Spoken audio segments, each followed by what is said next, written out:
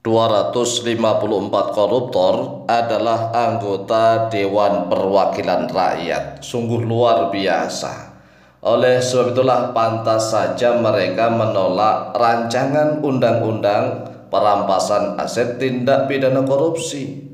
Lawang memang 254 koruptor ini adalah anggota Dewan Perwakilan Rakyat. Ini menurut data dari ICW Indonesia Corruption Watch. Jadi ICW melakukan penelitian. Ini korupsinya yang sudah ditangkap oleh pihak penegak hukum loh ya. Jadi para koruptornya yang sudah ditangkap oleh aparat penegak hukum dan kasusnya sudah diproses. Kemudian datanya dikumpulkan oleh ICW. Adapun korupsi-korupsi yang belum ketangkap belum dicatat oleh ICW. Jadi ini hanya yang sudah kasusnya tertangkap dan diproses. Kemudian datanya dikumpulkan oleh ICW. Itu mencatat sebanyak 254. Coba bayangkan nih. 254 anggota Dewan Perwakilan Rakyat yang sangat terhormat. Luar biasa. Menjadi tersangka korupsi.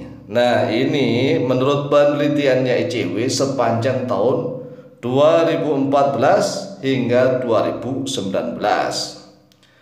Dari angka tersebut, yang 22 orang diantaranya adalah anggota Dewan Perwakilan Rakyat Republik Indonesia alias DPR RI. Nah, berarti dari 254 itu anggota Dewan Perwakilan Rakyat campuran. Maksudnya campuran itu yang mulai dari DPRD tingkat 2, DPRD tingkat 1 dan sekaligus DPR RI.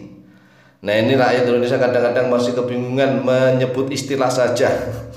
Jadi istilahnya itu masing-masing DPR itu Dewan Perwakilan Rakyat. Nah, kalau untuk di pusat itu namanya DPR ditambahi RI, DPR RI, Dewan Perwakilan Rakyat Republik Indonesia. Kemudian di masing-masing provinsi juga ada DPR, tapi dikasih DPRD. Nah gitu. DPRD tingkat 1. Tingkat 1 itu provinsi. Jadi disebutnya DPRD Dewan Perwakilan Rakyat Daerah tingkat 1, tingkat provinsi. Kemudian turun lagi ada di kabupaten dan di kota. Namanya juga DPRD, ada D-nya lagi. DPRD tingkat 2 di kabupaten dan kota di seluruh Indonesia. Nah, kalau kecamatan ada enggak? Ya enggak ada. Di Indonesia ini hanya ada di tingkat kabupaten, tingkat kota, kemudian provinsi dan di pusat. Nah, menurut ICW ini dari koruptor-koruptor ini mulai dari pembisnis ya kan, kemudian dari instansi-instansi pemerintahan yang lainnya. Di antaranya yang 254 orangnya ini adalah anggota Dewan Perwakilan Rakyat. Anggota Dewan Perwakilan Rakyat tetapi campuran loh ya, mulai dari DPRD tingkat 2, DPRD tingkat 1 dan DPR RI. Nah, anggota DPR RI tercatat 22 orang. 22 orang ini sedikit atau banyak nih? Ya kalau menurut saya banyak sekali. Satu orang aja yang korupsi itu banyak, apalagi ini 22 orang. Nah, sekarang paling banyak dari 22 orang itu fraksi apa? Nah, menurut ICW ini, penelitian ICW yang terjadi pada tahun 2014 hingga 2019, paling banyak dari catatan ICW Indonesia Corruption Watch adalah Partai Golkar. Partai Golkar golongan karya, ini partai kuno, ini partai lama. Yaitu sebanyak 8 orang. 8 orang ini banyak atau sedikit? Ya banyak lah, 8 orang. Tapi ini yang sekali lagi ya, yang sudah ditangkap, yang sudah kasusnya sudah mencuat dan ditangani oleh aparat penegak hukum.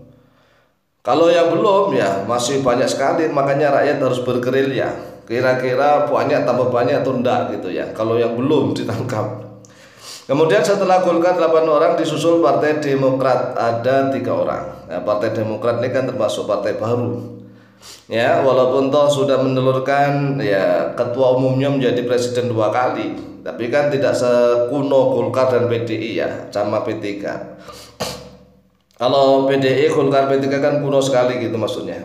Nah kalau Demokrat ada 3 orang ini. PAN ini juga partai baru, Partai Amanat Nasional, ada 3 orang, dan PDIP ini, PDI saja ditambah P ya, karena cuma P-nya saja nambahkan karena perjuangan. Partai Demokrasi Indonesia ini ada 2 orang. Tapi apakah hanya 2 orang? Lah ini kan sekali lagi ini yang sudah ditetapkan ya, yang sudah ditetapkan itu motifnya beda-beda loh ya. Ada artinya motifnya karena ada sentimen karena musuhan politik ya. Akhirnya dia menggunakan KPK untuk menjebak musuhnya misalnya. Karena di Indonesia ini penegakan hukum yang ditangkap belum tentu lah. Yang ditangkap itu belum tentu benar-benar sebagai pelaku. Karena Indonesia ini masih remang-remang gelap pokoknya. Berbeda kalau memang benar-benar penegakan hukum itu ya memang betul-betul untuk memberantas korupsi. Ya insya Allah tidak ada sentimental tentang itu tadi, sentimen tentang lawan politik.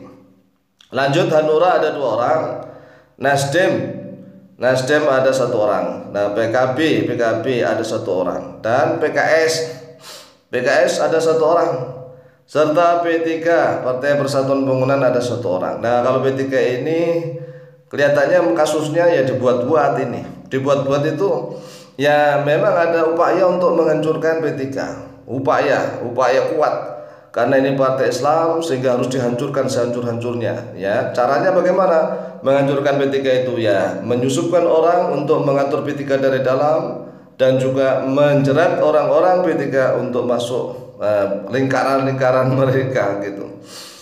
Nah kemudian periode tahun 2019 hingga 2024 tercatat mengalami penurunan. Wah, kita bersyukur alhamdulillah penurunan. Tapi alhamdulillah bagaimana wong kita ini innalillahi wa inna ilaihi raji'un. Tidak alhamdulillah, mengapa?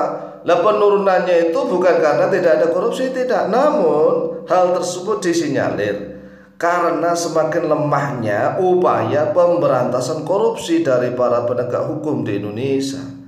Jadi tahun 2019 hingga 2024 itu kok tercatat menurun. Kita langsung bangga berarti para anggota dewan kita bersih-bersih? Tidak. Penegak hukumnya atau mungkin gairah untuk menjatuhkan lawan politik menggunakan KPK, menggunakan Kejagung, menggunakan kepolisian, Polri mungkin ya tidak begitu segencar sebelumnya begitu. Tapi kita ya harus mendorong ya agar DPR RI kita mau membahas dan mengesahkan RUU perampasan aset tindak pidana korupsi. Demikian, semoga manfaat. Wallahu taala alam.